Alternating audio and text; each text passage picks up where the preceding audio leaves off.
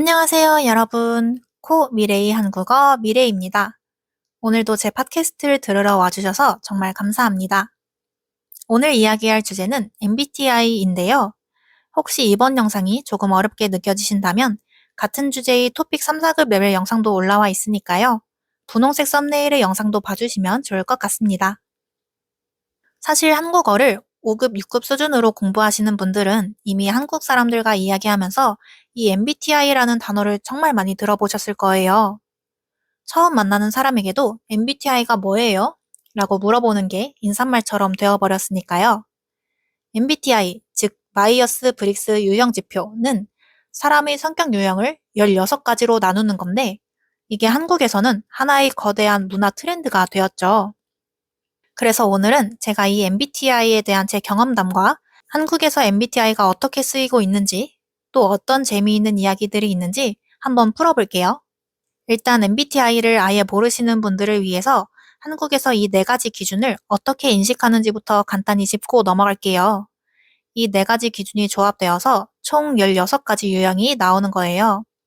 한국 사람들이 보통 이 네 가지 기준을 어떻게 이해하고 있는지 제가 경험한 것을 바탕으로 설명해 드릴게요. 이는 보통 외향적이라고 하죠. 에너지를 주로 밖에서 사람들과 함께 있을 때 얻는다고 봐요. I는 내향적이에요. 에너지를 주로 혼자만의 시간을 가지면서 회복한다고 인식합니다. S는 현실적이에요. 오감을 통해 얻은 정보, 사실, 실제 경험을 중요하게 여긴다고 봐요. N은 상상을 많이 하는 직관형이라고 많이 부릅니다. 눈에 보이지 않는 가능성, 패턴, 미래에 초점을 맞추는 편이라고들 하죠. T는 사고형입니다. 논리, 분석, 객관적인 기준으로 결정을 내리는 유형이에요. F는 공감형 또는 감정형입니다. 인간관계, 감정, 상황적인 맥락을 고려해서 결정하는 유형이에요. J는 통제형 또는 계획형입니다. 계획을 세우고 정리하고 통제하는 것을 선호하는 유형이에요. P는 즉흥형이라고 많이 불려요. 융통성이 있고 자유로운 흐름에 맡기는 것을 좋아하는 유형이라고 인식합니다.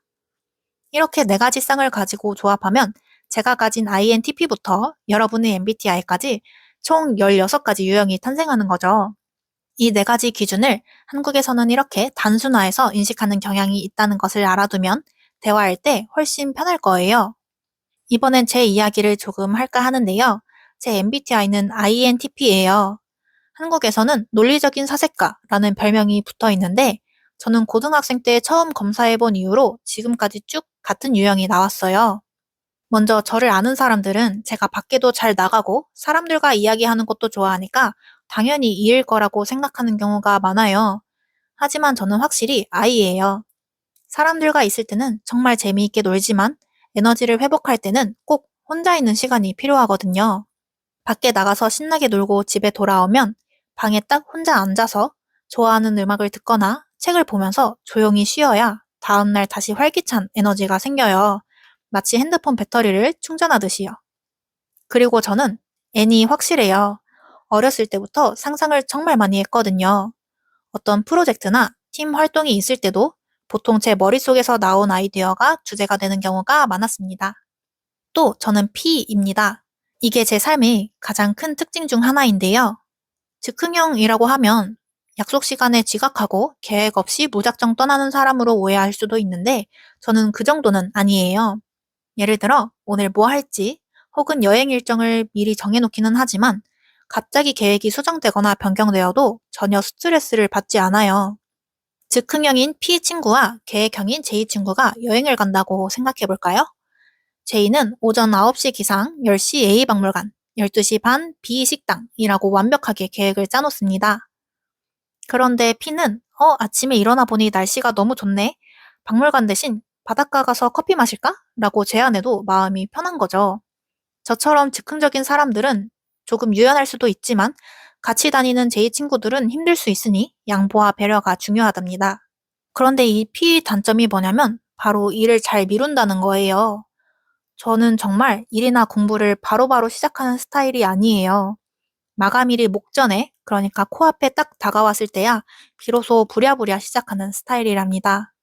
물론 잘 끝내기는 하지만 이런 점 때문에 가끔 스스로 나 왜 이럴까? 하고 자책하기도 해요. 저처럼 INTP이신 분들 공감하시나요? 이렇게 제 MBTI 이야기를 해봤는데 요즘 한국에서는 MBTI가 단순한 성격 테스트를 넘어서 거의 소통의 도구가 되고 있어요. 처음 만나는 자리, 동아리 모임, 심지어는 소개팅 자리에서도 MBTI가 뭐예요? 라고 질문이 자연스럽게 나오죠. 어떤 사람들은 고작 16가지 유형으로 어떻게 사람을 다 나눌 수 있어? 말도 안 돼. 라고 비판하기도 해요. 물론 그 말이 맞죠. 사람은 16가지로 다 설명할 수 없어요. 하지만 MBTI가 이렇게 트렌드가 된 데에는 이유가 있다고 생각해요. 첫 번째로 사람을 빠르게 파악할 수 있어요. 예를 들어 저는 E예요 라고 말하면 아, 이 사람은 혼자 있기보다 사람들과 만나는 걸 선호하겠구나 하고 바로 알 수 있죠. T인지 F인지를 들으면 이 사람은 중요한 결정을 할 때 논리를 중요하게 생각하겠구나 혹은 감정과 사람 사이의 조화를 중요하게 생각하겠구나 하고 힌트를 얻을 수 있습니다. 두 번째, 공감대를 형성하기 쉬워요. 한국에서는 MBTI 유형별로 만들어진 재미있는 밈, 그러니까 인터넷 유머 이미지나 영상들이 정말 많아요. 예를 들어 INFP는 약속 3시간 전에 취소하고 싶어 한다 같은 농담이요. 이런 걸 들으면서 서로 깔깔 웃고 맞아 맞아 하면서 쉽게 친해질 수 있죠. MBTI는 이제 한국에서 가장 쉽게 나 자신을 표현하고 동시에 상대를 이해하려고 노력하는 하나의 방식이 된 것 같아요. 복잡하고 어려운 질문 없이도 저는 INFJ예요. 한마디로 내 성향을 어느 정도 알려줄 수 있으니까요. 또 다른 나라에서도 마찬가지로 MBTI 유형별로 상징적인 이미지나 별명이 붙어 있어요. 드라마나 영화 캐릭터에서도 쟤는 딱 ESTP 스타일이야 하면서 MBTI를 대입하곤 하죠. 몇 가지 예를 들어볼까요? ENFP, 이 유형은 보통 사람을 좋아하는 리트리버 강아지 같다는 이미지가 있어요. 활발하고 사람들에게 먼저 다가가고 에너지가 넘치는 느낌이 있죠. ESTJ, 이 유형은 일을 사랑하고 야망 있는 이미지예요. 계획적이고 추진력이 강해서 회사에서 능력을 인정받는 상사 같은 이미지가 있답니다. 이렇게 유형별로 고정된 이미지가 있는 건 재미있지만 가끔은 너무 편협한 시선으로 사람을 판단하게 만들 수도 있어요. 그러니까, 아, 이 사람은 이렇구나 하고 섣불리 단정 짓기보다는 그냥 재미로만 보는 것이 가장 좋답니다. 또 하나, 이 MBTI 문화가 정착된 중요한 이유가 있다고 생각하는데요. 바로 나를 정의하고 싶다는 욕구예요. 한국 사회는 공동체, 집단 생활을 중요하게 생각하는 문화가 강해요. 학교, 회사, 심지어 동네까지도 내가 속한 집단이 중요하죠. 이런 환경 속에서 사람들은 나는 이 집단 속에서 어떤 사람이지? 라는 질문을 끊임없이 던지게 됩니다. MBTI는 나는 INFP야, 나는 잔다르크형이지 라고 스스로를 명확하게 정의할 수 있는 라벨을 제공해줘요. 특히 한국에서는 아이들이 자신의 성향을 설명하는데 MBTI를 많이 활용해요. 예전에는 조용하고 소극적인 사람으로 오해받기 쉬웠는데 이제는 저는 I 성향이라 혼자 있을 때 에너지를 얻어요 라고 말하면 상대방이 아, 그렇구나 하고 쉽게 이해해줘요. 더 이상 나를 억지로 E인 척 할 필요가 없어진 거죠. 한국은 또 궁합에 대한 관심이 굉장히 높아요. 요즘은 그 자리를 MBTI가 차지하고 있는데요. INTP인 나와 ESFJ인 친구는 완전 천생연분이야. ESTJ와 ENFP는 최악의 궁합이라던데 너희는 어때? 같은 이야기를 정말 많이 합니다. 물론 다 재미로 하는 말이지만 이런 밈 덕분에 MBTI가 더욱더 일상 속으로 깊숙이 들어오게 되었답니다. 마지막으로 MBTI를 즐기면서 우리가 꼭 경계해야 할 점을 이야기하고 마무리할게요.